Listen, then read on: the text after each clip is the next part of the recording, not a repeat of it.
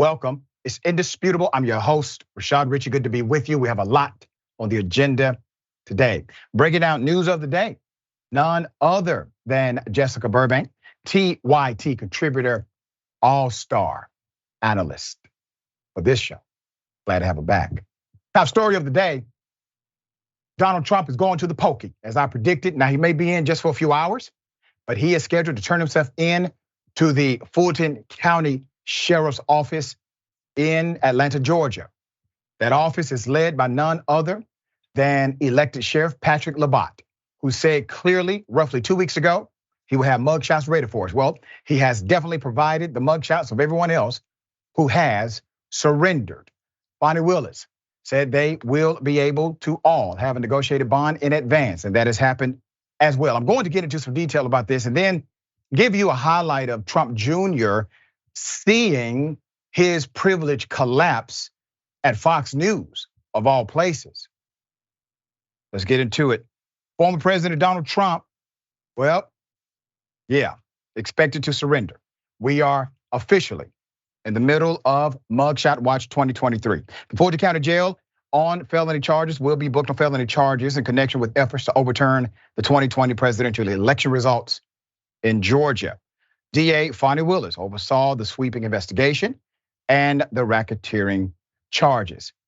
Now, I want to provide some context here that I think is missing in the narrative of back and forth. Much of this is intentional by Trump and his allies. Bonnie Willis did not do the indicting. Two grand juries looked at evidence and decided it was proper to indict Donald Trump. The first grand jury was the special purpose grand jury. They had investigative authority, subpoena power. They reviewed the evidence. Because the special purpose grand jury has so much power to investigate, they are not allowed by Georgia law to do the indicting. They then recommend if someone should receive a true bill or not, an indictment or not. They decided Trump and his allies should be indicted. Typically, that recommendation goes to a grand jury. The grand jury considers it, and the normative grand jury will make a decision. Well, DA Willis, in addition to the first grand jury, and paneled the second grand jury, had them review evidence as well, and the recommendation from the first grand jury. This is called crossing T's, dotting I's. Now, I was critical of the DA in the beginning because I just wanted to see Trump and his allies arrested quickly. Obviously, they broke the law. Well, now you have two citizen-led grand juries that looked at the same evidence and came to the same conclusion. There's more. Let's put them up, the co-defendants, right? You got 18, but these are some of the biggies. Rudy Giuliani turned himself in. He has already surrendered. Bernie Jones was actually next to the man, probably provided a ride for him. They've surrendered in the election interference case. A federal case yesterday denied requests by two of those defendants, Mark Meadows and Jeffrey Clark, to delay their arrest. All of the defendants face a deadline for noon tomorrow to voluntarily surrender. Now, here's the thing, and we'll keep those pictures up. Some of them argued that Fulton County did not have proper jurisdiction, that this should be handled by the federal system. Now, what does that tell you? Number one, they don't understand the law. This is called concurrent jurisdiction. Fulton County has jurisdiction, the state of Georgia has jurisdiction, and the federal government has jurisdiction because interstate travel or interstate application was evident. So everybody has jurisdiction here, including Fulton County. They would like the federal government to prosecute them because they believe the DA in Fulton County would be much harsh. Isn't that interesting? Meanwhile, Don Jr. at one of the biggest clown shows, not including Trump, in the history of our nation. I'm talking about the GOP debate. That clown show was attended by Trump Jr. Trump Jr. tried to gain access to an area that it was off limits to surrogates of the Trump campaign. Well, he had his privilege card, which should have settled everything, especially on Fox News. But here's what happened when he was checked. Right now, trying to ban people from actually having discourse about politics. How un-American. Probably shouldn't surprise any of us, but that's what it is. And I'd been told by others that I would be able to go in. So they said we were able to go in, then they said they weren't. Now that we're here, and the candidate that said you can't go in the spin room. They're telling me right He's now, saying Fox won't let me into the spin room. That's what the American people should know. This is the kind of They're telling him he works for security here, but they're telling him that I'm not allowed to go in there because the candidates that they've been boosting while simultaneously trying to cut down Trump for the last 2 years didn't perform as they had hoped. So they can't have someone who can maybe be a representative of my father. Just like a few weeks ago when I was canceled after the first indictment, I was scheduled to go on. And about 5 minutes before I'm on, I found out I'm no longer on because apparently I wouldn't be a great surrogate to talk about my father's indictment. Just so we understand what we're dealing with here. So it shouldn't surprise any of us. And it's also why Trump was 100% right to not go to this debate. Exactly. It's beneath him, and when you know that you're walking into a setup because of exactly these kinds of circumstances, you understand exactly what's going on in mainstream media, even conservative. It's very I like to knock the one side, but I got to call balls and strikes. This is no different than what we see from the Democrats. It's no different than what we're seeing from the Fulton County DA when they're trying to put a gag order on Donald Trump so he can't defend himself in court proceedings. And more importantly, to function as an intimidation tactic for anyone else who would defend him, where the DA there is then saying, hey, we're going to add you people to the indictment if you take part in this. I don't know, guys, doesn't reek of democracy. All the people that have been screaming that for the last 6 or so years, especially during the Trump presidency, when I believe we had a lot more freedom than we do now, or certainly since this administration's taken over, are strangely quiet. But I guess we shouldn't be surprised. My sources tell me he's still talking right here, right at this moment, still upset. Sir, you don't have a constitutional right to go to the damn spin room at Fox News. Number two, if you want to talk about freedoms, you, of all people, should understand the difference between freedom and a privilege or a courtesy offered. Because routinely, Fox News would give you the air chair and not anyone else. Fox News would say, hey, Donald Trump Jr., we will let you come on every day of the week if you talk about Donald Trump in exclusion of others. You see, that's a private company. I thought you guys liked private companies having their ability to make decisions about business operations. This is not an attack on democracy because you were disallowed from going into a place that somebody told you could go. Misunderstanding, perhaps. Probably you're just lying like your dad does. But all of a sudden, because one individual, Donald Trump Sr., has been held accountable by multiple jurisdictions in this country, the country must be going to hell. I submit to you, sir, this country was going to hell when it said that it could own a human body, violate a human body, rape a child that happened to be black without criminal penalty. If you don't think that was the start of hell in America, but today is because a white man who deserves prosecution is getting prosecuted, you are part of the problem. All right, Jessica, thoughts here. It's just shocking that some of the most privileged members of our society are claiming that they're being silenced. Don Jr. had so many mics on him and cameras in that moment. And I assume the social media reach is actually greater than the reach Fox News had that night. So this facade that they're being silenced and all of media is against them is exactly that. It's a facade. It's giving, do you know who my daddy is? Please let me in there. It reeks of entitlement. Just listening to the way he's talking to the people in that moment. And when we think about Donald Trump not being there, the reason being that he says he won't support the ultimate candidate that the party would elect.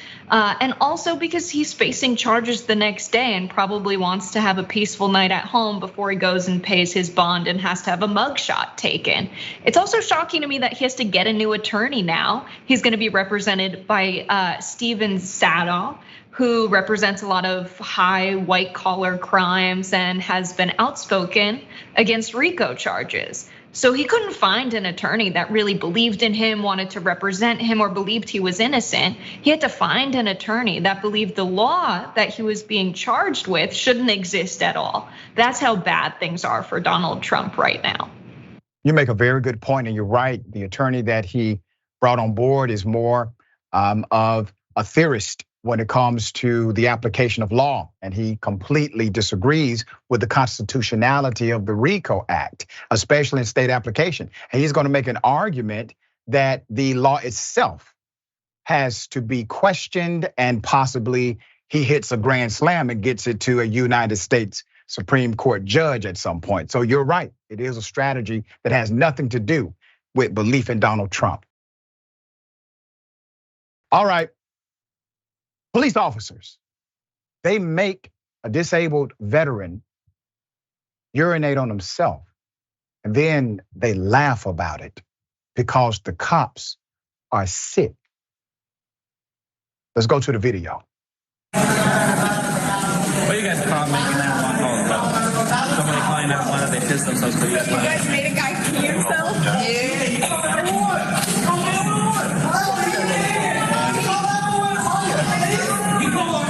Yeah. You guys wouldn't let him use the restroom, and then he calls back and says it's okay, he doesn't need to pee anymore because he used soil. Put up the pictures. Dallas cops laugh as a disabled veteran wet himself. Daniel Lane is his name. Dallas Police Oversight Office is now investigating 4 officers caught on video. 3 are pictured, but the 4th is actually behind the body cam, which caught the incident, laughing about a disabled military veteran who urinated on himself after he was denied access to a restroom at a restaurant. Let's put up the veteran. The Dallas veteran, Mr. Lane, told oversight members 2 uniformed, off-duty Dallas cops working security at Serious Pizza refused to review his medical paperwork around 2:15 a.m. June 10th, after employees said he could not use the restrooms. Let's put up another picture, Mr. Lane. Mr. Lane has had surgeries on his lower extremities after he was wounded during a tour in Afghanistan and Kuwait. He was an Army sergeant at that time. Mr. Lane told the oversight board he was medically evacuated out of combat, no longer lives a normal life. So he carries this paperwork around just in case he runs into jerks like those cops, right? To prove to them, I have a condition. Mr. Lane called 911, but officers did not arrive in time. He said he had a urine and bowel leak issue and left the restaurant. Quote, the Dallas Police Department failed me, Lane told oversight members at their monthly August meeting. Milkshake Concepts, a restaurant company that owns Serious Pizza, said in a statement provided by a marketing agency that it was, quote, aware of the unfortunate incident between off-duty police and a patron. The statement did not address questions, including why Serious Pizza employees denied Mr. Lane access and what training the company has in place regarding customers with disabilities. Dallas Police's Internal Affairs Division, which headlines administrative reviews, found the officers, in fact, did not violate policy. Police spokeswoman Kristen Lohman said Tuesday the department is looking into the complaint. Asked if that meant the investigation was reopened, she said no. She did not elaborate. The officer's action drew ire from the oversight board members who questioned internal affairs officials about the decision not to even investigate and whether the officers should have at least reviewed Mr. Lane's paperwork. You got a board member named Derek Pegram cited Dallas Police Code conduct, which states an employee should not ridicule, mock, taunt, or belittle any person, no matter on or off duty. Quote, if he had not even shown the card, he is still a person, he said. He didn't need to talk about his disability, end quote. Let's go to Ali's law. Many states, including Texas, have a restroom access law known as Ali's law, which states that people lawfully on the premises of an establishment should be allowed to access a restroom if they provide evidence, paperwork, that they have a medical condition that requires immediate access to the toilet facility. As whether the law was violated when Mr. Lane was not allowed to use the restroom, DPD Lieutenant Anthony Greer told Oversight, quote, "We'll have to dig deeper into that." Irene Alanis, the major over internal affairs, said they'll have to review the Americans with Disabilities Act and how that is applied. Greer said, "We don't condone that conduct, but certainly it was outside the scope of Mr. Lane." Greer said about the comment after Lane left, "He was not present, neither was anyone else present. It was between the officers there on the scene." You know what's fascinating about the statement? One, it is an admission of violation. It's an admission that they violated the policy. The argument is, but they did it away from the guy. He wasn't there when it happened. The rule, madam, does not require that you taunt, belittle, or demean in front of the person. It is a professional conduct standard, which means you don't do it at all, period. That's what professional conduct standards are for. And he did, those officers did do it in front of him because millions of people have now seen it. There's more. They also said that his medical card was from Washington. A board member countered that should not have mattered because, quote, "it should be accepted that he has a disability." Lane told Oversight he had a federal and state identification card and legal medical documents. He said he was a Serious Pizza customer during regular business hours. A copy of one of his medical documents was attached to the Oversight complaint. Now, why is it important that he said I was there during regular business hours? Because Ali's law requires that the establishment be open in order for the law to be applied. This man is a properly prepared individual because he knows he will run into people like this and he has a serious medical condition. So he comes prepared based on the rules, the laws, and protocol that govern moments like this. What happens? The police decide to intentionally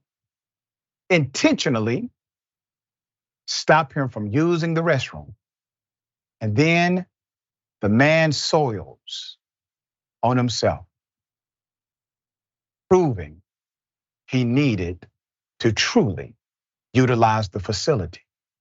Instead of one officer showing a bit of compassion, saying, "My man, I'm so sorry. I really thought something else was happening here and I was wrong. Please forgive me. Let me help you to the restroom. Is there anything else I can do for you?" Instead of having an ounce of humanity, they gather together to laugh with each other. Everybody's on the same page. Don't miss that point. Everybody's on the same page. Everybody thinks it's funny. Everybody thinks what they did was okay. This is indicative of a much darker psychosis. This is an indicator of extreme insensitivity. Don't think this is just done in a microcosm of that moment. This is how they operate with humanity, period. And we have given these people a gun and a license to kill. This is our police department. Jessica, thoughts? I just think about what someone goes through to become a veteran in our country. There are a lot of people who are motivated to protect us against our adversaries abroad. And in Afghanistan, where he was deployed, especially, is one of those cases where our very selfish interests as a country led to our CIA and military training the Mujahideen, which then became the Taliban, which then became a threat to us. A lot of people still want to serve and protect us, regardless of whose fault it is. That's really honorable. There's also a lot of people who are young and served in these wars in the Middle East who saw wages become stagnant since the 1970s, saw the cost of tuition skyrocket, and saw joining the military and serving as their only way for a stable life in this country. country. And then you become disabled thanks to your service, and you're treated like this by police, people who are supposedly here to serve and protect. The culture of policing, it's very clear. It's a lot of people who like the power that the position offers. It's not a culture of protecting the public. And I think this is a perfect microcosm describing the psychosis of police officers and the type of person that becomes a police officer. And so I think if this happened in any other public position, a teacher did this to students, parents would be outraged. But we have this philosophy that it's a few bad apples, they'll be fired and replaced by people who are better. No, the problem is the culture of policing itself. That's right, very well said. All right, welcome back. We have a lot of show left. Let's get right into it. Ladies and gentlemen, I wish Karen would. You wanna call the police on them for having a barbecue on a Sunday. You're still free! Back off! I'm gonna tell there's an African-American man threatening my life. You need to watch your face. Gotcha. Because guys like me eat bitches like you for lunch. Gotcha. Don't be a douchebag bitch. All right. Go your mother. My mother's dead. Hey, bro. Hey, Bro, why are you bothering me? You're the one bothering me. How old are you? It doesn't matter How old are you? Because I want to know if you're 18. I want to kick your ass now. Bro, come on, man, bro. Oh, come on. Come on. Let's put up the picture full mass. The reason why I'm smiling, not because I condone violence, I do not. I condone self-defense. Now, let me tell you what made this man believe that he had some type of super strength. Do you see his shirt? That is a pro-Donald Trump t-shirt, okay?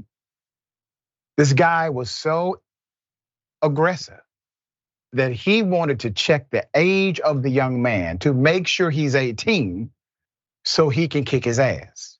That's according to him.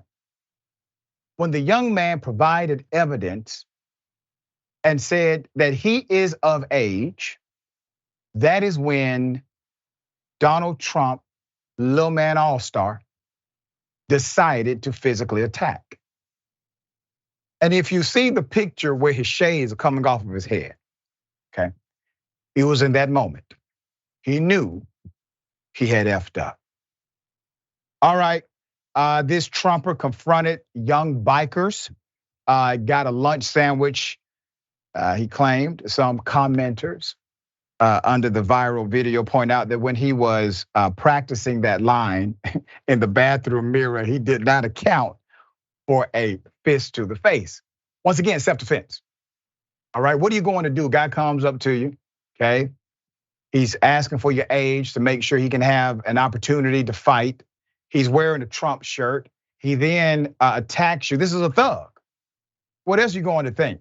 Man got on a Trump shirt, shades, white male, thug. All right. This was, and I gotta say this, just being transparent, this was a very satisfying video. And hopefully serves as a PSA for others who are engaging in this kind of criminal conduct while wearing a Trump shirt. All right, Jessica, thoughts here. The best part about this video is the fact that he has the Punisher skull with an American flag superimposed and Donald Trump's toupee on top. I think Gary Conway and the other creators of the Punisher and Frank Castle would not be happy with this use of the Punisher logo, which is supposed to represent someone who doesn't receive justice from society, from the police and from the military, and is in fact critical of how the police and military function in modern society. It's so funny that we see such intense misuse of the iconography of the Punisher logo. It just makes this video so much better that he is wearing that t-shirt. Right, and he just got it because it had a Trump wig on top. Yeah. Right. Indisputable exclusive. Hell of a story. A black woman attacked by Fort Lauderdale cops. She tells the truth about what happened to her. Police officer says, no, he was attacked. Got the video, we have updates we have the exclusive. Here it is. 4 Zulu Lima. Oh my God, this is amazing. This is amazing. How you doing? You got an ID on you, ma'am? This is so amazing. Why am I giving my ID? Because I asked for it. Because you asked me. Yes, ma'am. Okay, I no longer feel comfortable because I don't even have a problem Okay, here. well, I'm asking you for ID. If you don't produce it, I'm going to take you to jail. Okay, so let me see your ID. Do you hear this, Mom? Do you hear this, Mom? Ma'am. I'm waiting on my friend, and now I'm about to get arrested Ma'am, because I'm not going to ask you refusing to again. give ID. I'm not going to ask you again. Do you hear this, Mom? He's not giving me a problem, or what did I do wrong? What did I do? These people can kill me, Mom. I'm going to show you the rest of the video and the injuries that she sustained. I want to remind you that this was not even a traffic stop in the traditional sense. Ms. Cooper was waiting for her friend to join her so they could celebrate her birthday at the beach. She was just waiting there, all right? That's it. When Deputy Stephen decided to pull up, Deputy Stephen Davis decided to pull up and said, give me your identification. After she hesitated, which is understandable, he forcefully pulled her out of the car.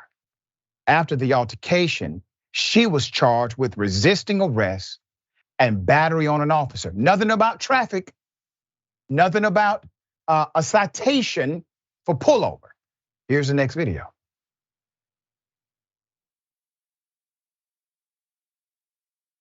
Ma'am, I'm going to ask you one more time, and then I'm going to pull you out of the car, okay? You're not pulling me out of nothing. Sorry, please. Why are you being aggressive? Well, you're not going to fight me.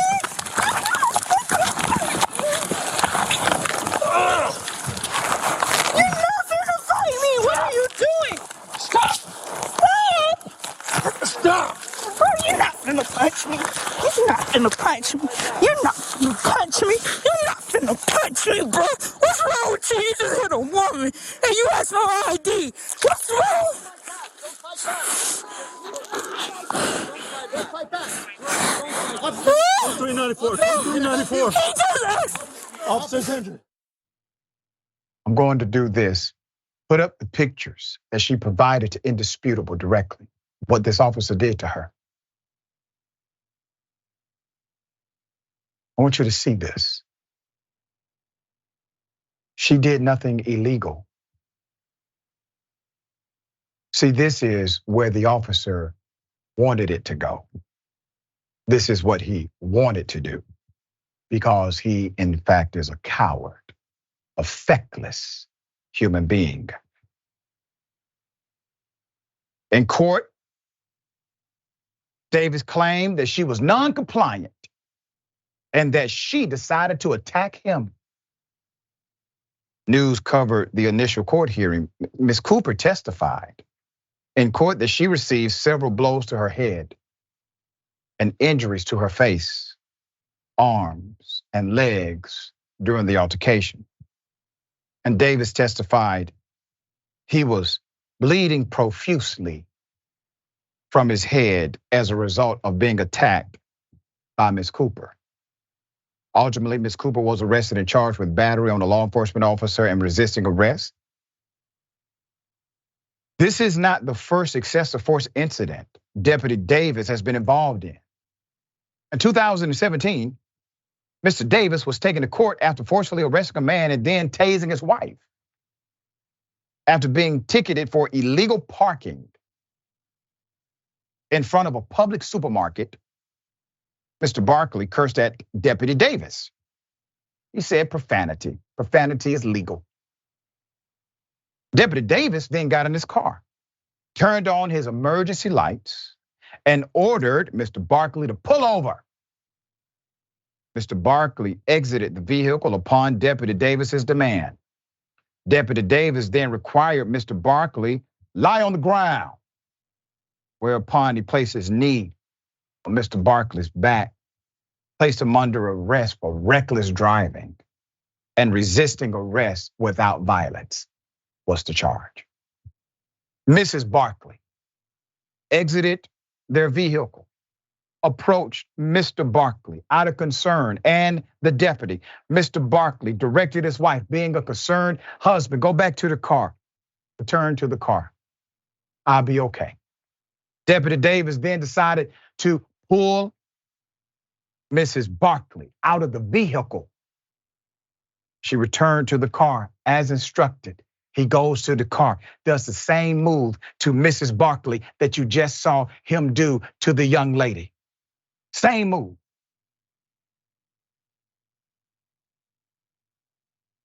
He then decided to utilize his taser on Mrs. Barkley. His report to 5 eyewitness testimony times, it was 2 to 5 times he used it. According to his report, Mrs. Barkley was charged for battery on an officer and obstruction with violence. Are you seeing the pattern? Are you seeing the pattern? He assaults individuals, criminally charges them with assaulting him. He assaults individuals, says, oh no, it's the other way around. They attacked me. I'm the one that was the victim here. I had to charge them with fighting me. There's more. 2020. He arrested, another woman, Lauren Holiday, for resisting arrest with violence, who has since come forward to speak out about her experience. Holiday resolved her case by pleading no contest to resisting without violence. In her letter to the judge in Ms. Cooper's case, Ms. Holiday said her own arrest was retaliation. Coming less than a week after she filed a complaint about Davis harassing her over walking her service dogs along the beach, Davis didn't even tell me why he was arresting me, she said. He just pulled me out of the car and kneed me to the ground. His gun flew out of his holder. It has been the most terrifying event of my life. This man has an MO. You know who knows about the MO other than him and the citizens he has brutalized in this local jurisdiction? The leaders that allow him to. I'm going to get to leadership in just a moment. There's more. Ms. Cooper gave us a statement about her experience. She said, and I quote, the officer of BSO ruined my life, my finances, my physical abilities. Prior to this event, I had a clean record, free to get whatever opportunities suits me. Now I have to work part-time just so I don't miss court dates or a drug and alcohol test that gets called once a month randomly. All in all, it has been a year and 3 months of my judge being switched. My court dates pushed back constantly. Officer Stephen Davis of BSO lying under oath, more than 3 different stories, both on the scene, off the scene, and in court. My left leg and spine have its days where I'm in a terrible amount of pain. To this day, Stephen Davis was completely negligent and uncivil by his approach towards me. I felt safe in my locked car. I was trying to give my ID, however, my birthday nails at the time, as well as the gift card stacked behind my ID, was making it very difficult for me to grab out of my wallet. Him not answering my question really deterred me. It slowed it down from getting my ID, and I got scared and confused as why he couldn't just answer my question. So I started talking to my mom to calm myself down and explain the situation to my mother. We reached out to the sheriff's department for comment to see if Deputy Davis has received any level of repercussion and received this response. Here it is. The incident is currently being heard in court, end quote. Put up the sheriff. You should be a damn ashamed of yourself. Sheriff Gregory Toney of the Broward County Sheriff's Office has been elected as the sheriff since 2019. I hope and pray the citizens of your jurisdiction boot you the hell out. He allows Davis to continue this behavior unchecked, unfettered, without penalty, without the enforcement of rule or law. Let me say this to you, Sheriff. Maybe you got into this profession because you actually cared about people. You know, that cop you protected, he did not elect you. The people he's brutalizing did. Now, I'm going to stay on top of this, and I have the date of your reelection, sir. I will remind people of you during that time. It is in your best interest for your political career to do the right thing by the people who put you in that position. To allow this man who has a stated MO that we could find his MO. I'm sure you know way more than we do. And to do nothing, not even investigate. And to the DA who is prosecuting these cases, allowing individuals to not be truthful under oath without penalty. Well, we got something for you as well. That story's coming too. All right. Jessica, thoughts? This is a clear case of excessive force. I think he absolutely did not believe that a crime was being committed. It's not a crime to sit and wait for your friends at the beach. And a lot of people say follow orders and you'll be fine. No, he violated her constitutional rights by approaching her and asking her to show ID when she wasn't doing anything wrong. And without body-worn camera footage, we would have no idea that any of this happened the way it happened. It would be her word against his, him saying she attacked him. And that's why it's absurd people try and convince us that body-worn cameras have no effect on policing behavior. And it's because officers think that they can act with impunity, that they can disregard the law, disregard people's constitutional rights. In the studies where they assess the impact of body-worn cameras on policing behavior, a lot of the times the officers didn't even turn them on. But that's why the media attention on this really matters. And that's why people saying what happened was wrong and organizing and the public unrest as a result of this footage being released and us knowing how our officers are acting is so important. We need to make it so that the body-worn camera footage has an impact so that when the officers have to turn those cameras on for every interaction, or else there will be consequences, it does have an impact on policing behavior because then they'll know that there will be consequences. That if the sheriff doesn't hold their officers accountable, they'll lose re-election, or that those officers that are caught using excessive force will lose their job. I think the fact that we have body-worn camera footage is a really important takeaway, and we need to keep fighting to keep body-worn cameras worn and turned on by officers all across the country. That's right. And if they don't do it, if they do not turn those cameras on, they need to be charged with tampering with evidence. That's the only way to make it uniformed policy. And the irony of these arrests is that for the most part, the people he arrested, they were only arrested because of his interaction, not for any other crime and assault on an officer. Only resisting arrest and assault on him. He is the but-for factor. He's the guy who's the but-for factor here, not them and not a crime. We got more on the other side. It's indisputable. Stick and stay.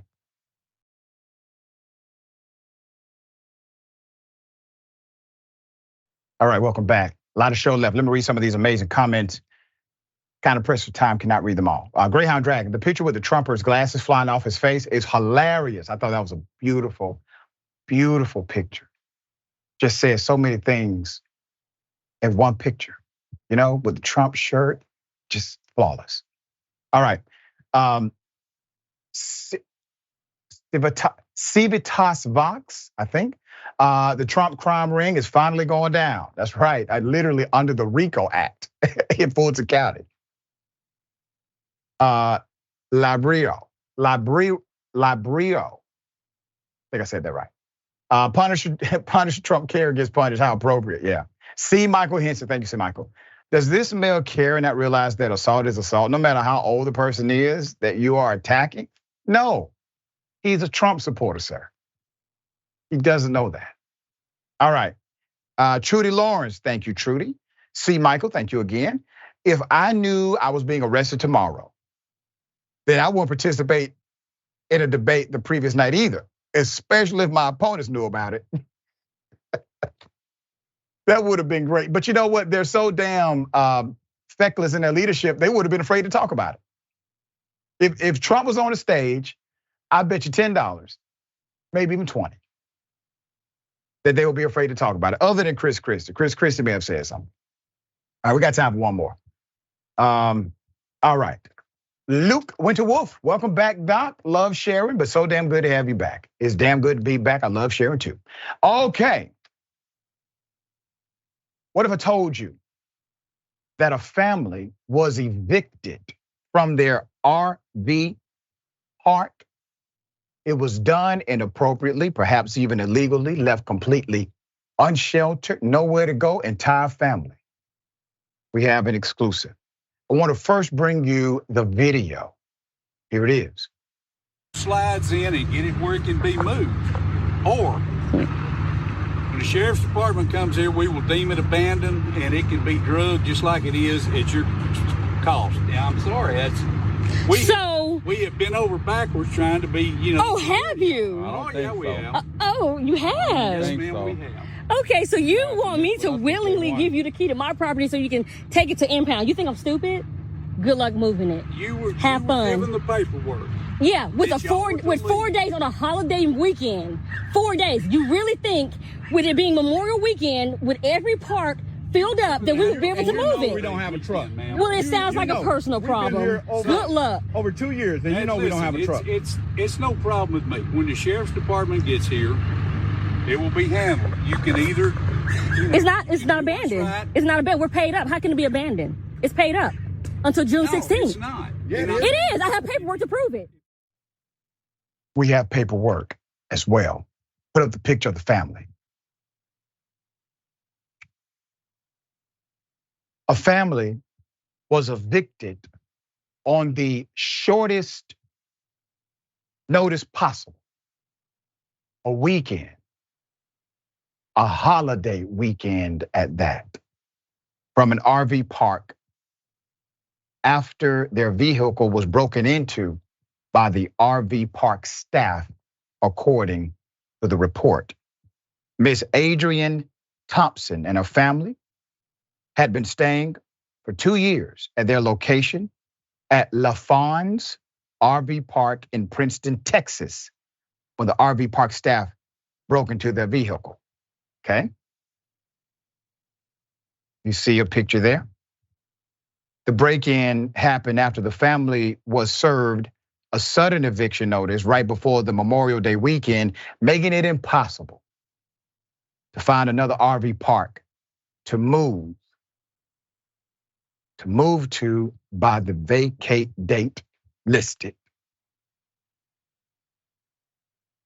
The only reason the family was given for the eviction, according to Ms. Thompson, was because they seemed, quote, unhappy.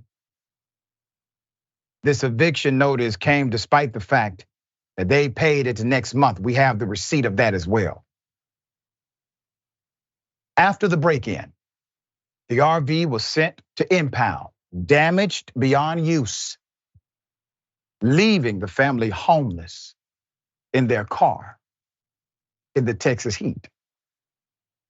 Ms. Thompson called the police, who even they spoke to a constable who claimed the eviction should have been handled completely differently. Here's the video. Because it's such a, conglomerated thing. Right. Because we've been here 2 years, so imagine a family of 5 in 2 years. Like, I get it. I absolutely said. That's what he was saying earlier. And like I said, we have to kind of abide with what we know, right? And what other, like say a professional constable that does evictions for a living, right? And he was like, And so we asked him, and we read him the paperwork, and he believed that, because you'd been there more than 30 days, and did he say because of electricity, or was that even a part of it? I think it's because of the length of time? The length of time, because you've been there for more than 30 days, they should have done a regular eviction. And that, and again, I can't say Mr. LaFawn may know something that we do not. Right. Mr. LaFawn may, but I mean, he also may be treating this as he would be a weekly renter or a daily renter or something of that nature and be misinformed. Because we receive mail there. So that's considered resident. We've got to figure out what they want to do, because that's where we're at. We're not putting it, because I talked to Jay, and Jay's like, no, Sergeant, you have to figure out what the law is, not what they want to do. What is the law? The law is clear in Texas. You establish residency typically after 30 days. If you have mail coming to the residential environment in which you abide, that is your domicile. That's the law, which means in order to move someone off of their stated domicile, you must file a proper eviction notice with the local courts, overseen professionally by the constable. None of that happened. You know it was illegal. Put them up. Everybody is saying, we're just trying to help you and do the best we can here. Nobody's following the law. Nobody's looking at the statute. Nobody is saying, well, LaFawn is actually wrong. Hell, that cop even said, maybe Mr. LaFawn just knows something we don't know. Maybe that's what it is. Ms. Thompson has been in contact with Sergeant Ray Rhymes from the Collin County Sheriff's Office and has filed charges for criminal mischief and breaking and entering. But as of yet, there have been no results.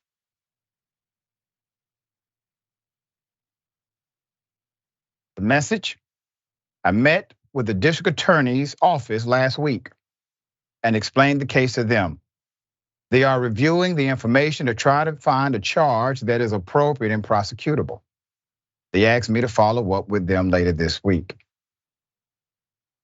Illegal eviction, sir, is a charge that's prosecutable in Texas. We confirm this is an active and ongoing investigation. Our investigators recently met with the district attorney's office on Friday to discuss the case. We're closely collaborating to ensure a thorough review of all aspects. Investigation's duration varies due to complexities, evidence gathering, and collaboration with legal experts. Well, damn, you all do that for every case? I mean, that's a lot for an illegal eviction case. Was the woman there for over 30 days? Did she have mail coming to the residential environment? That then is an illegal eviction if the courts were not sought properly in order to affix the eviction notice. There's more. While a swift resolution is important, we cannot provide a specific time frame at this point. Once our investigation concludes and the district attorney's office review is finalized, we can provide you with an update on findings and actions taken by our office if you inquire about it again.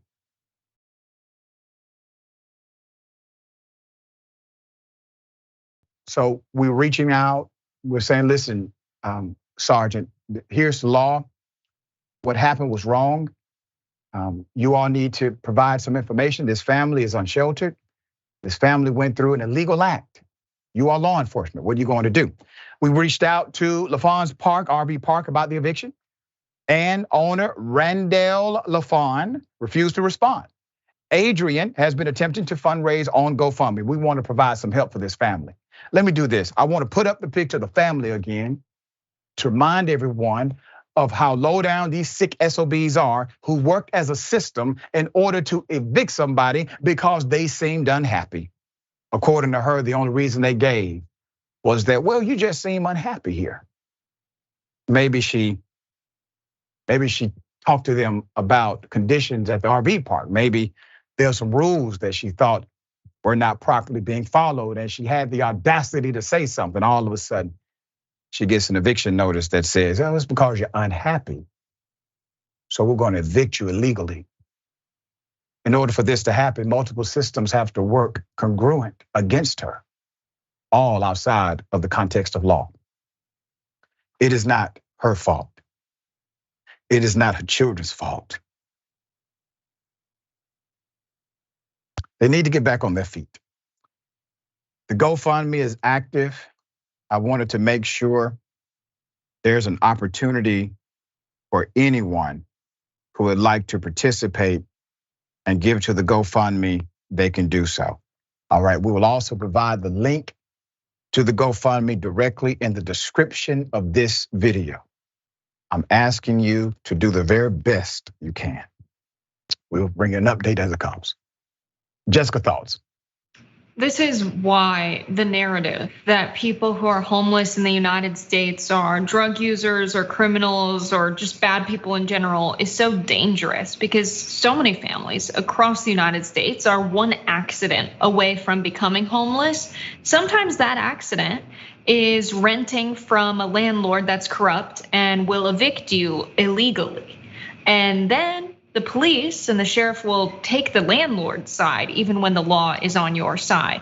Median income in the United States, if you earn what the very middle is when it comes to income, you're still paying over 30% of that on rent in the United States. Median rent is now $2,038. Most low-wage workers, which is 40% of the country, are earning $10.66 on the hour. 1 hour of their work is determined to be worth $10.66. You can't afford rent in this country. In the city where I live, Charlotte, North Carolina, where Dr. Richey is, in Atlanta, Georgia, about 30% of the properties have been bought by investors who are driving up the cost of rent. These are people who will never call the places that they're purchasing home. And they're pushing out people who need a place to live. The homelessness crisis is caused by us allowing investors to turn housing into something that is a profitable enterprise, something that is commodified, and it's just basic sustenance, a basic necessity for people to have a place to live, lay their head, and raise their kids. It's very simple, and we're letting it happen, and law enforcement is unfortunately on the side of the landlords, and this is the result. It's a problem that's systemic. It's not the fault of this one family or any family that gets evicted and experiences homelessness. Very well said. It's a system issue. Once again, this is a microcosm of a bigger issue, but we continue to tackle it one issue at a time. We'll bring you updates as they come.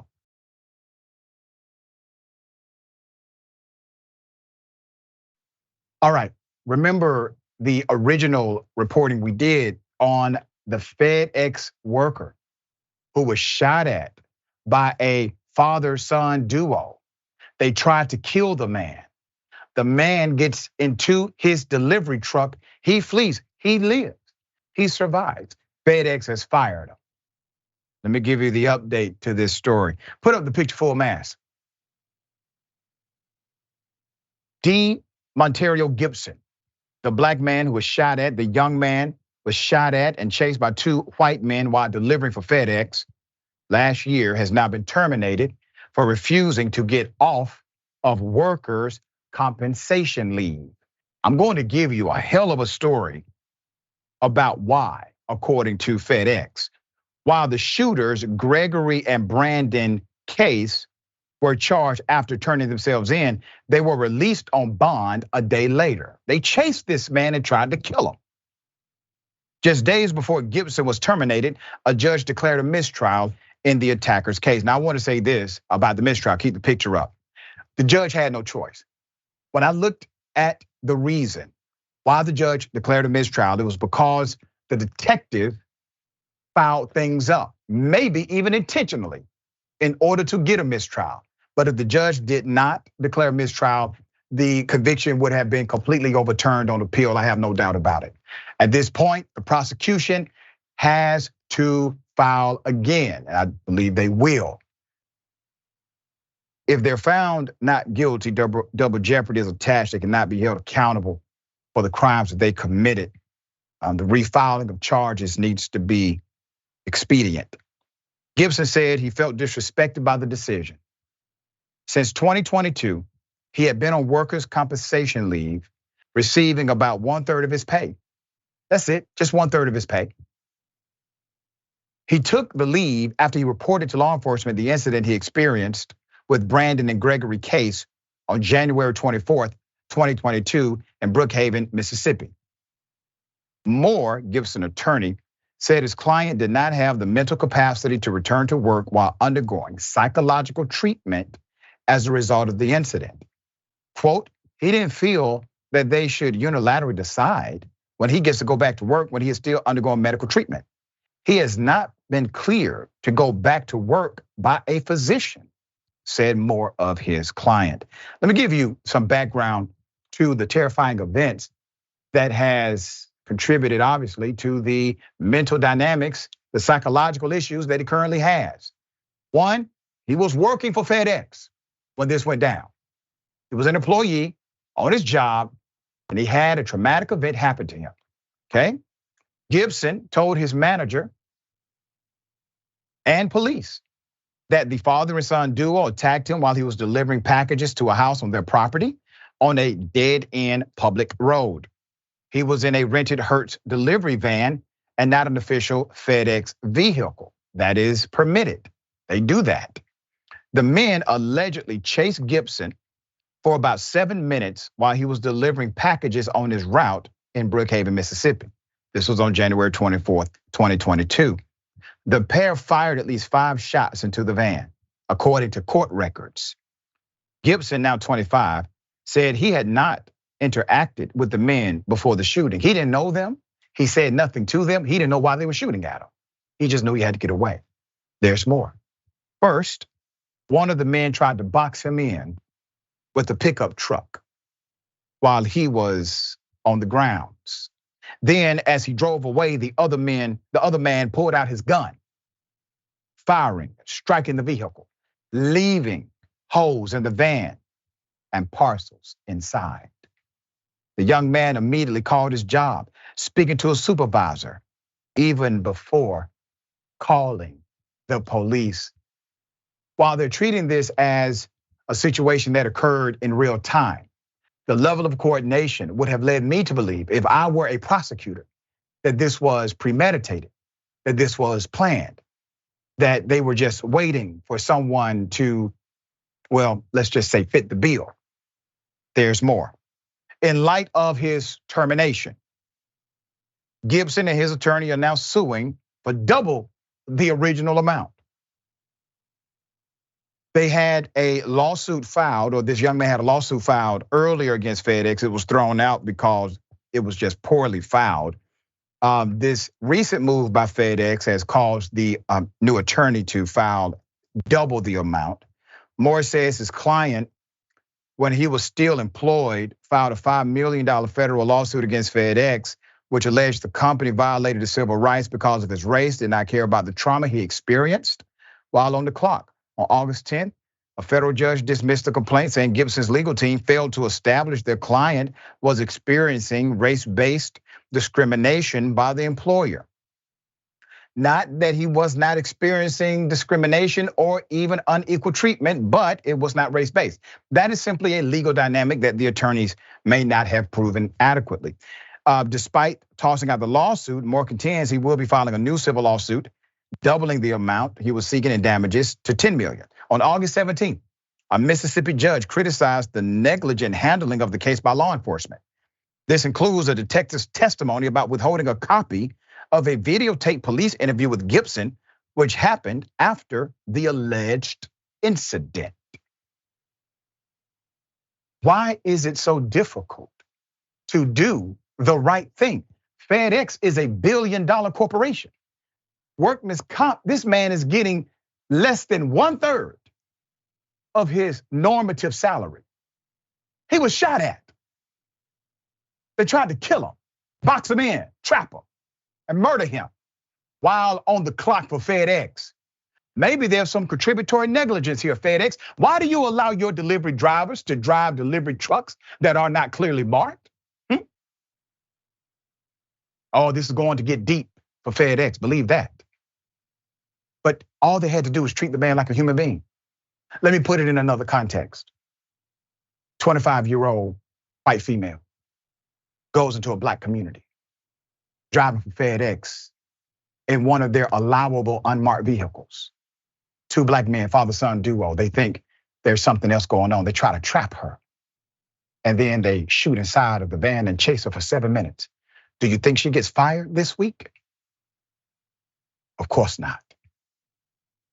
This is the reason we highlight these stories. We want fairness. We want equity. Jessica, thoughts? It sounds like FedEx and a lot of companies that operate like FedEx, they want their workers to assume personal risk on behalf of the company. And that risk allows the company to profit in some way. They don't want to be responsible as the employer to pay what they're legally obligated to.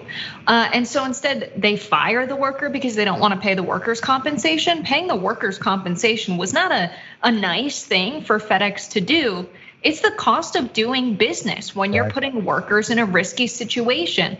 A third also of their income is the floor. I mean, moreover, a good business would make the driver whole again and then make some changes, invest in the security of their drivers and compensation rather than wait for a lawsuit to hit. Because I think ultimately they've made the economic calculation and have determined that not investing in the security and waiting for a lawsuit when it comes across, their lawyers' desks is a lot cheaper than actually if they invested in that security and made their workers whole again and decided to run the company in a responsible way. They've decided to instead treat workers like they're expendable because it's more profitable for them. And so that's why so many workers for UPS and FedEx are prepared to strike with the Teamsters when they don't get the contracts that they want. They have no choice but to withhold their labor and organize because the company won't do the right thing and they can afford much better lawyers than the average FedEx worker can. That's right. Well said. We will bring you updates as the story develops.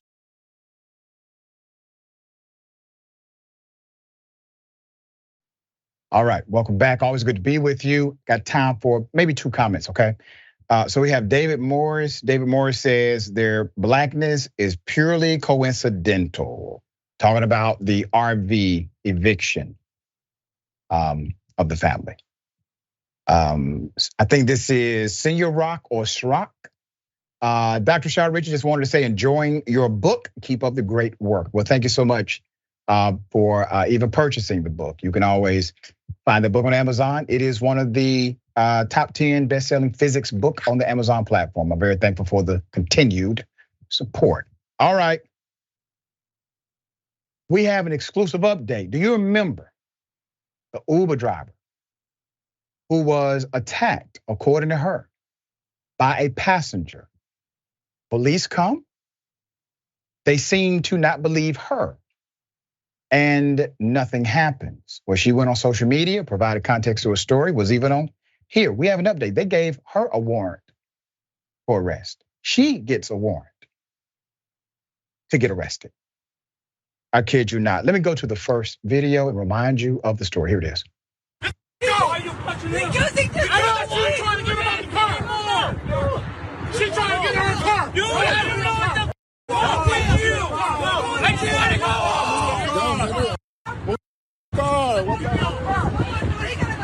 Dude, I don't know what's going on. I don't want this. I don't want this. I don't want this. Come on, I'm recording. Hey, this is our car. Come on, racist.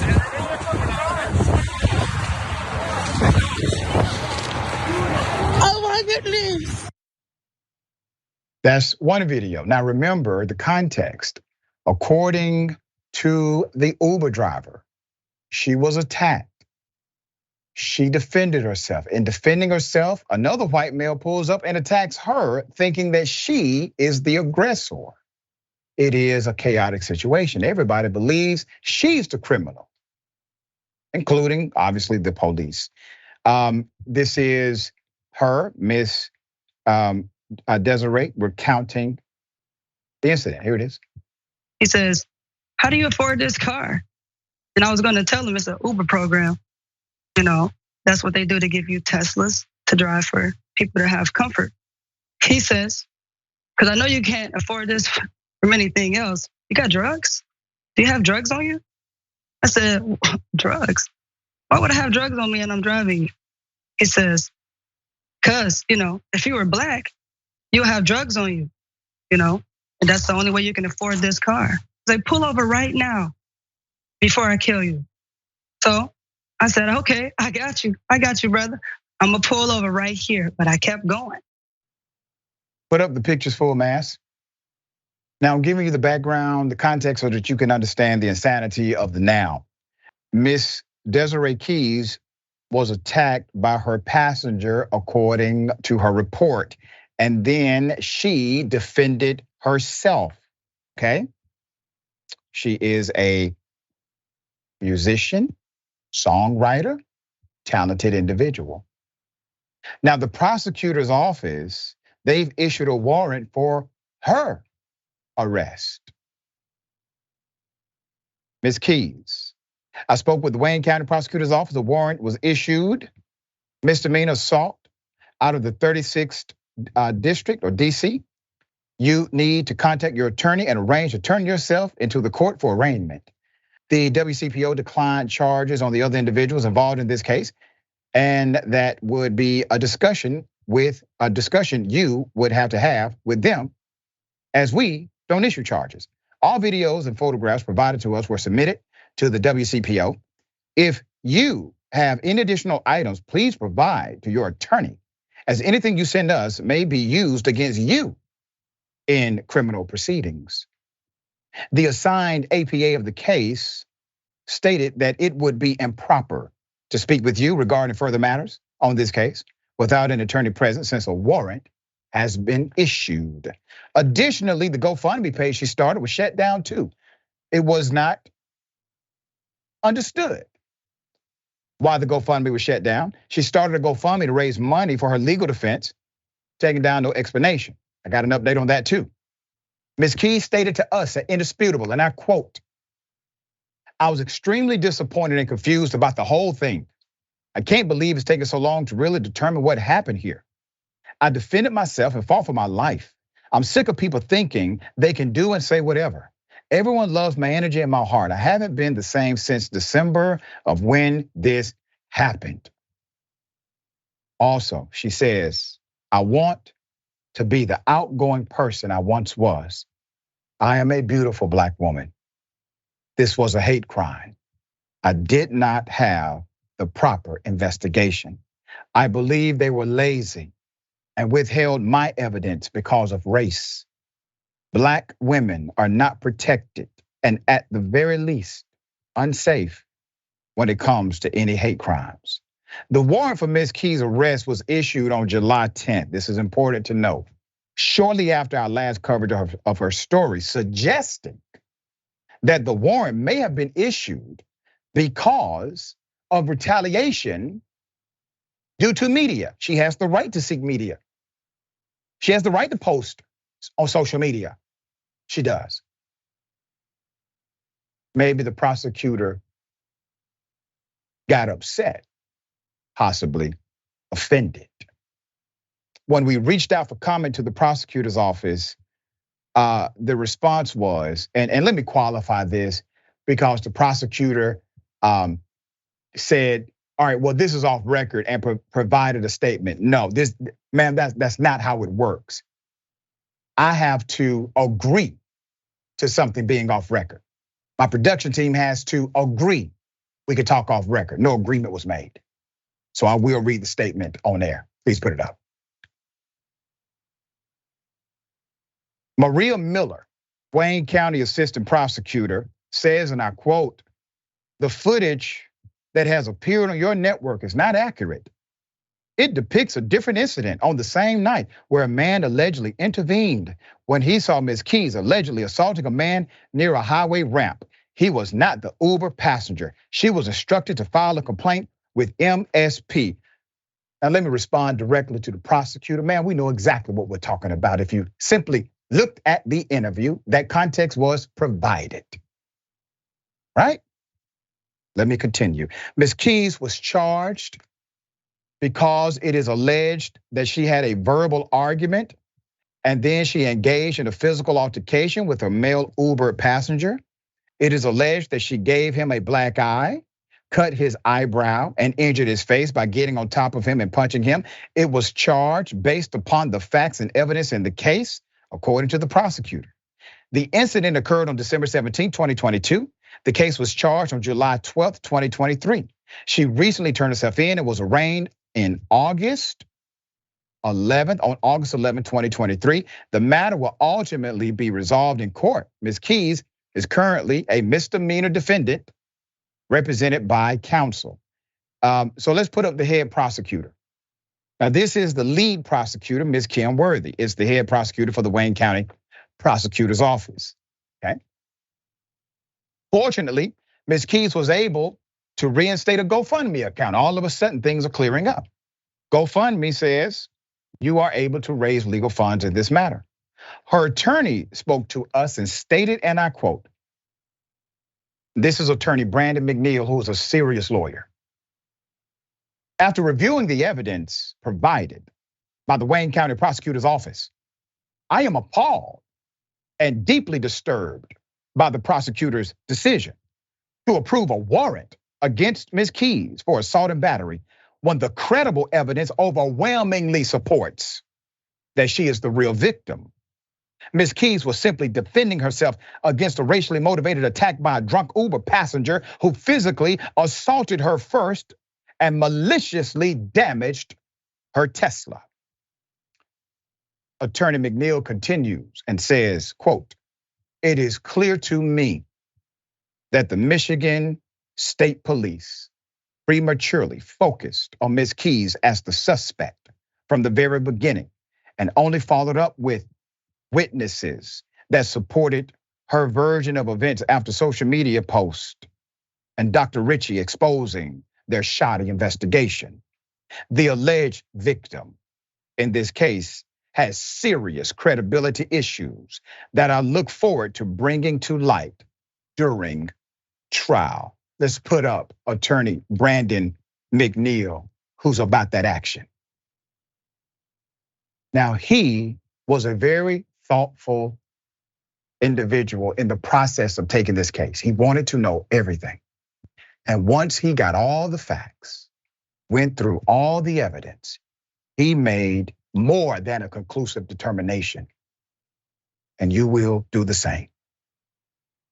She has been able to reinstate a GoFundMe, as I said, which can be found under her name, Desiree Keys. Put it up.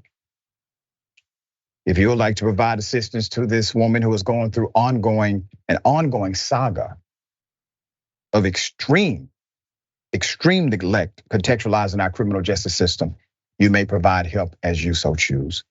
We will bring you the update to this story after it is, or once it is in litigation.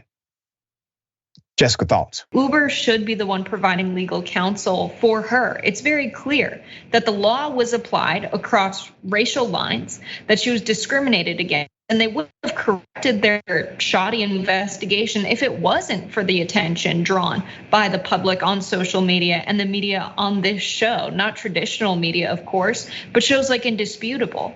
And it's sad that we won't have accountability unless we do that, that's how our justice system is set up, that we need to put this public pressure on them to just do the right thing. It's absurd at all that they would go so far as to remove her ability to crowdsource funding for legal help. That is such an extreme position to take.